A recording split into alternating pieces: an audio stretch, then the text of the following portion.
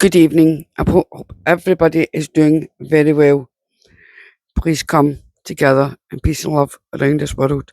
There's far too much hate, far too much controversy, and we're being played by the governments.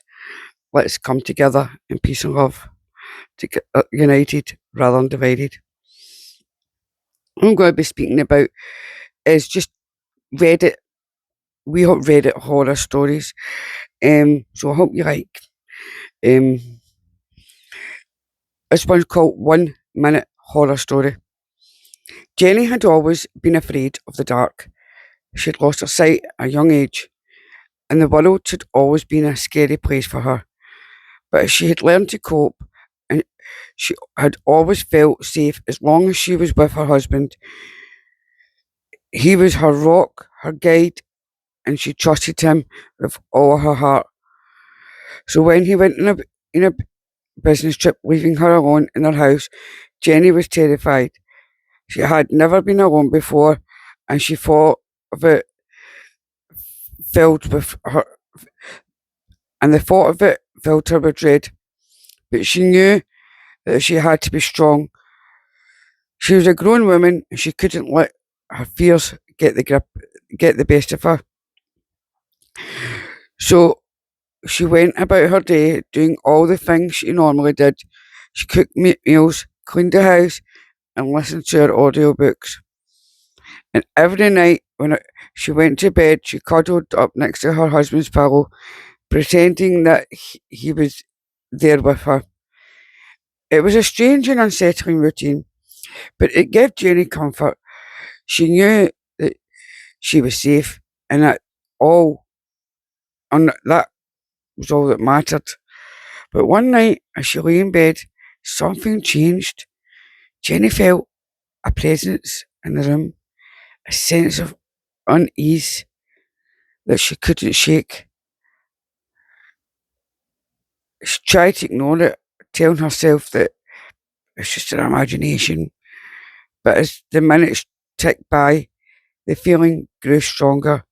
I mean, have you ever had that feeling that something's not right?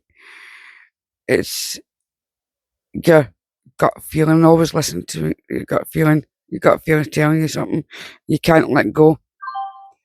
Um, it's just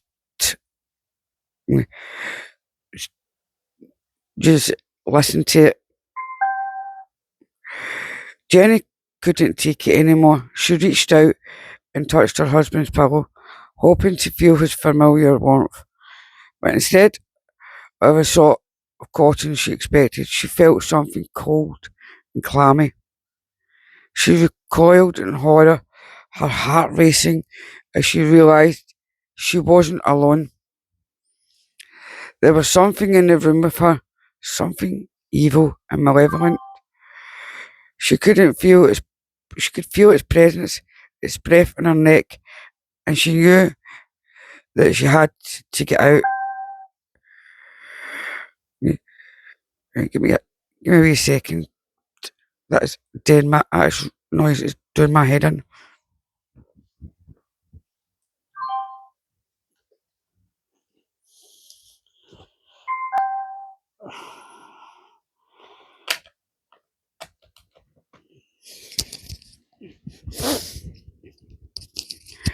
Sometimes that Bluetooth speaker just goes off on its own. Um, Especially if you're not using the Bluetooth on it after so long. She scrambled out of bed and ran to the door like that, her hands outstretched as she tried to find her way. She couldn't hear the thing behind her, her footsteps pounding the floor as it followed her. If that goes off again, I'm just switching the thing off. Um, she stumbled and fell, her hands scraping the floor. She tried to crawl away. She could feel the thing closing in, its hot breath in her neck as it prepared to strike. But when she thought it was over, she heard a voice in the darkness. It was her husband, his voice full of concern as he called out to her. Jenny's heart soared with hope. She struggled to her feet and ran towards the sound of his voice, her hands outstretched as she tried to find him.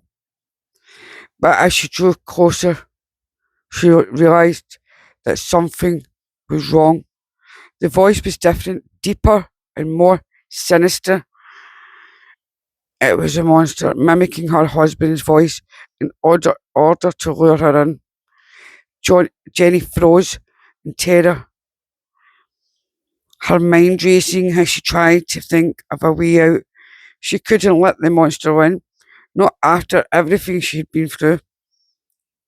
She turned and ran, her feet pounding the floor as she fought to escape. She could hear the monster behind her, its footsteps growing louder and louder as it closed in.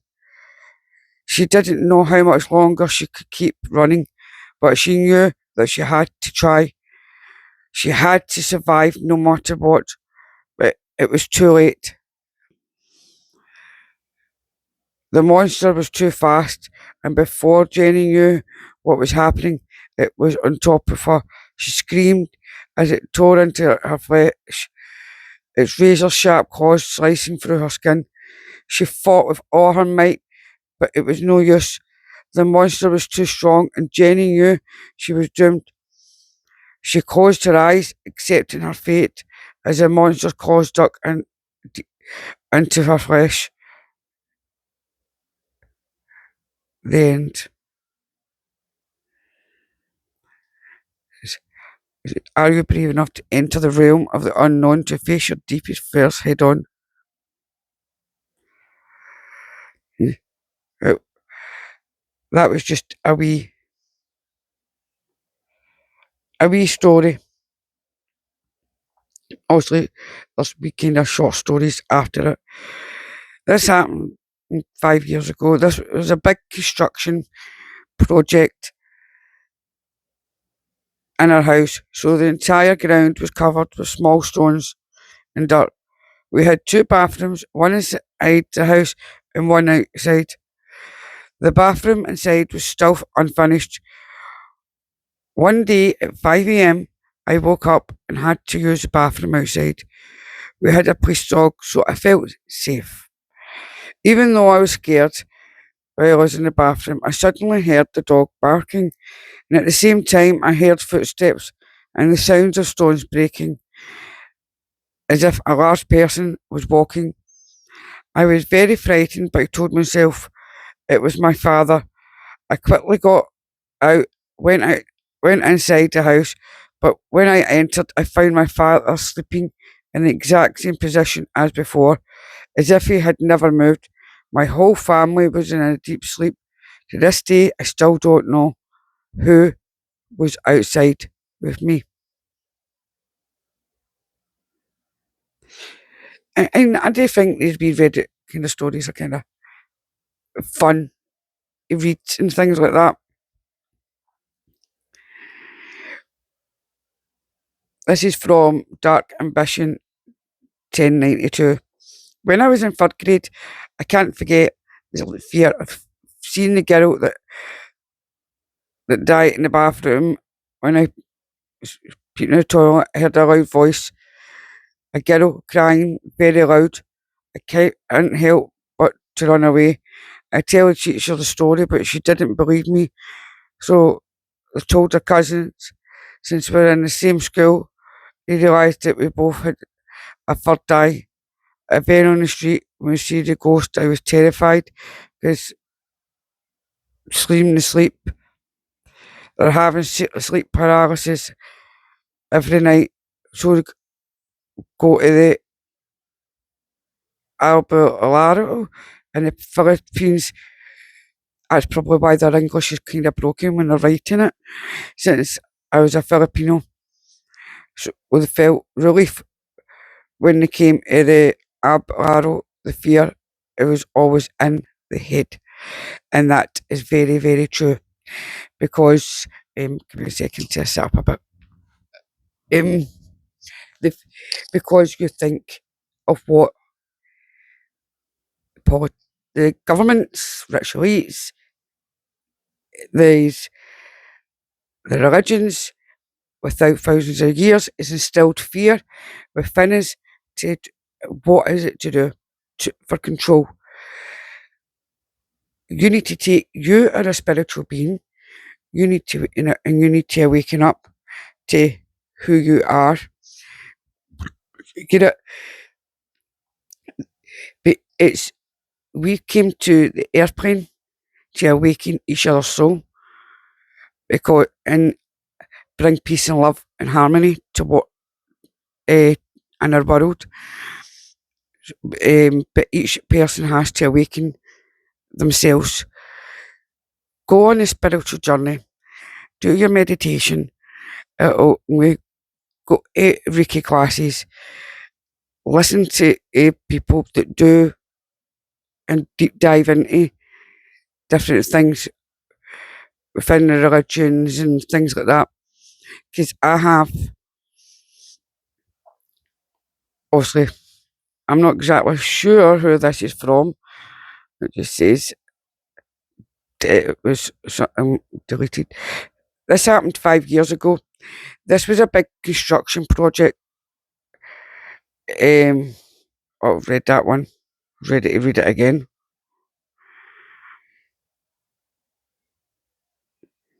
We'll find something else. Give me a second.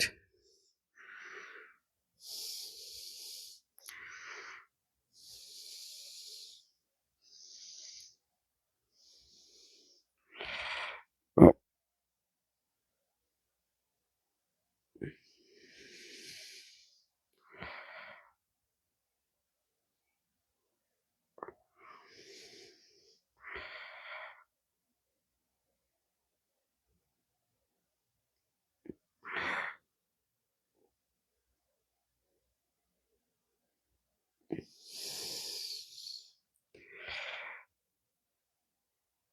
This is one that says, my abusive ex-husband is missing. I don't know if this is under the kind of horror things, but we'll read it anyway. Detective Goldman slides a manila folder across the table. Your ex-husband went missing 3 days ago. He pauses. You don't seem to be up about that. I want to see, yeah, why would I be? Mark married me when I was 18. He was 29. I was trying to get out of a bad situation at home. I thought I was escaping, but I just found myself in another hell. Lawyer, I say. And it's very true. If anybody been in a situation that they've had trauma through their childhood and they end up in a relationship with an abusive partner, I've been in there, and if anybody's been there, you'll understand it doesn't matter if you're male or female, because narcissistic partners come on both sides. I haven't asked you any questions yet. Save the lawyer shit for then. It's not lost on me that Detective Goldman here is my ex-husband's cousin. The family is really beat up. You know what they all said. They said you must have done it. No surprise there. 7 years of abuse later, I finally got the courage to divorce him. It got ugly. 1 second, Mark would be on his knees begging me to stay. Next, he'd be trying to put my head through the drywall. Again, she said, lawyer. In the months before he went missing, his family said he grew paranoid, kept saying an animal was hunting him, a beast hunting. He stocked up on strange animal. Pretty obvious to everyone that you're that animal. I wished I was that animal. Lawyer. I know he's dead, Detective Goldman said. We're going to charge you with murder, and I'm going to make sure you get the needle. Casey, my lawyer, I burst through the door. She had lots of curt words for Detective Goldman. She let him ask one more question. Where were you 3 nights ago? Out of town, at conference, lots of witnesses, perfect alibi. Outside, Casey drives us away from the station. Once we were sure we were not being followed, she pulls over just to kiss me and ask if I'm okay. Casey and I are dating. She was my divorce lawyer. It's one of those things that's supposed to be unethical, but it doesn't feel that way.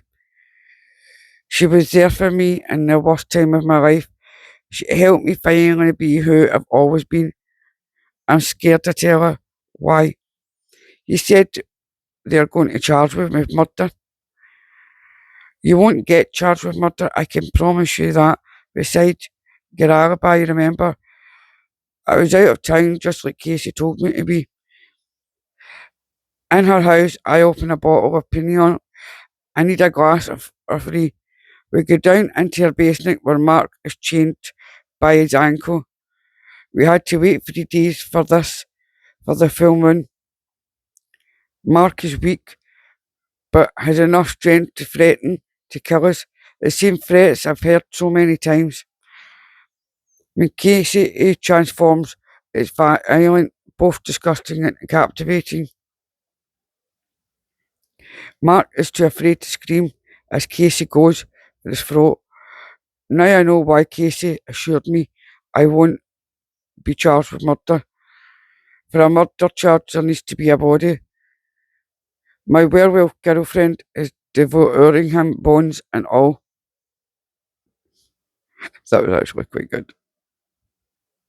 That was, I've got to say, that was really good. I don't think I was actually, I don't think I was expecting that at all.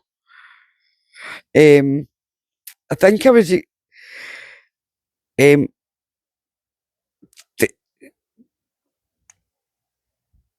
expecting something else. I think, and it's come up. It's come up that. That was really good. Maybe read one more. I don't know if I've read this one before. It sounds familiar. It's called Milk and Honey. He was the first door-to-door salesman I encountered in years. The small, tidy man smiled as I watched him through my ring doorbell. Can I help you? I asked for an intercom. Good morning, ma'am, the stranger replied, stepping back to look in the camera. I'm a representative of Red Star Pest Control, and I'd love a few minutes of your time to talk about an exciting new offer. No, thank you. The man's smile didn't drop, but his blue eyes flickered. It will only take a moment, and I promise it's a deal you'll hate to miss. He lifted up his briefcase. If I could just show you a few of our, I said, no, thank you. Have a good day. Who's had that?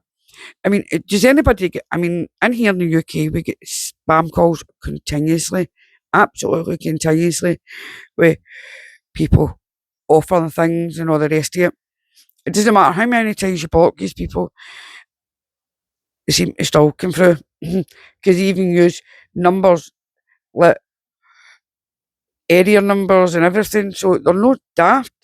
I don't know if it goes on, and it all comes from places like India and Pakistan and these obviously sort of countries. So I mean, we used to get salesmen come to the door. I mean, many years ago, we don't get them now, but you don't. I don't know if anybody still gets ringed. I mean, 'cause I've got the ring doorbell, but it's warning. I've got a warning, so I will not answer the door to people like that. It says on my door anyway, so need to try it.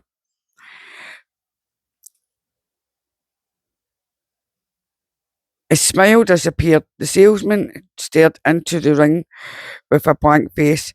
Perhaps I could speak to the man of the house, he said, voice flat. He's sleeping. I lied, not wanting to admit I was alone. Have a great day.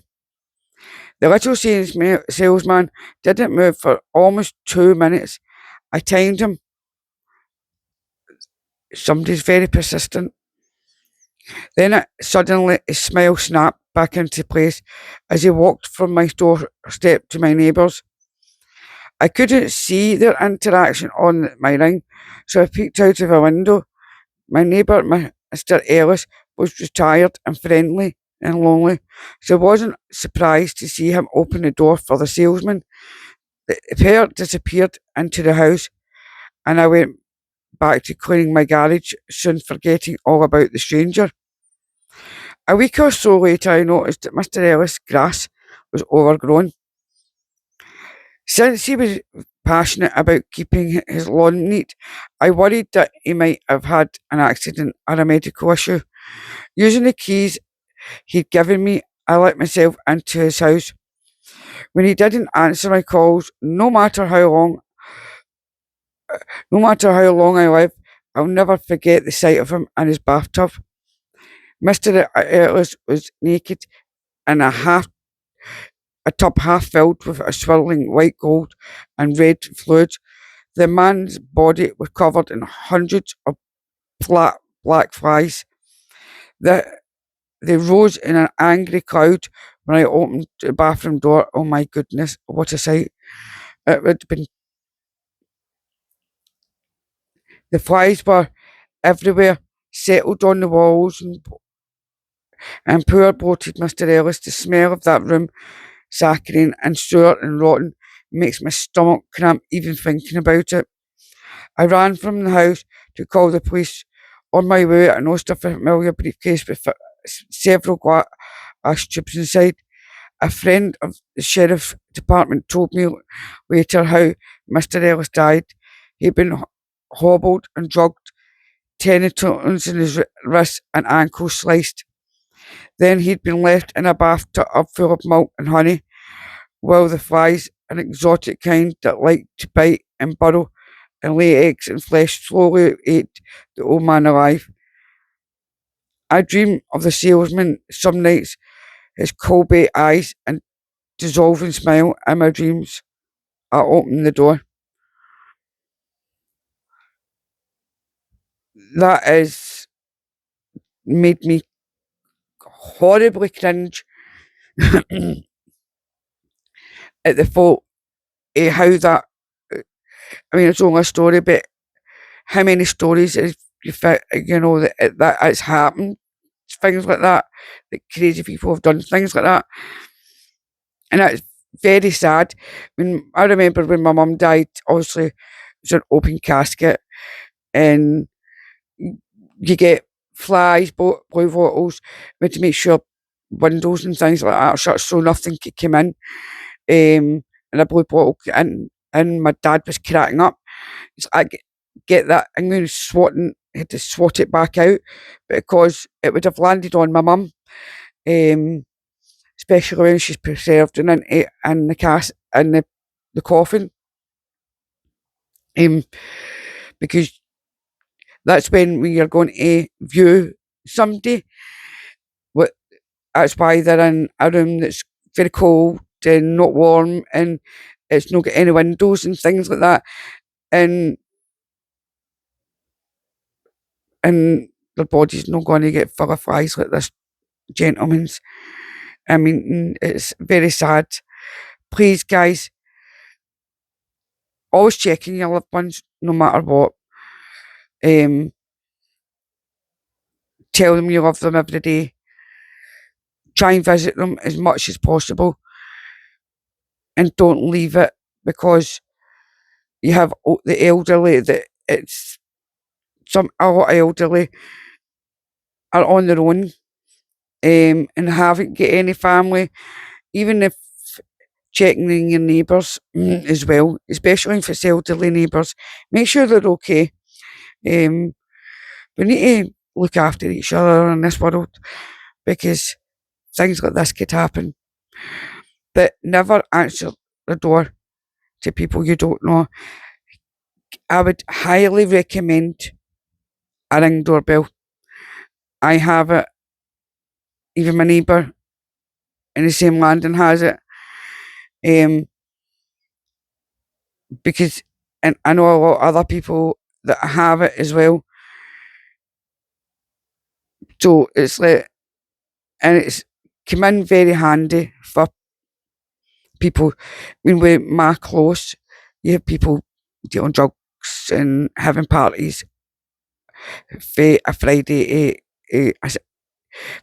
Friday 11 o'clock at night to Saturday 11 o'clock in the morning, and it's every weekend. It's just a joke, but mine's is just because I'm in the wheelchair, and if I go out, I've got a son that's blind, and he's not answering the door on his own. But I don't know if you want me to read any more. Kinda, these wee read. So I think they're kinda funny. Some of them kinda horrific. Some of them. But if you want me to read any more, leave your comments in the comment section below, and stay safe. But as I always say, let's come together united rather than divided, and sending love and light, and good night.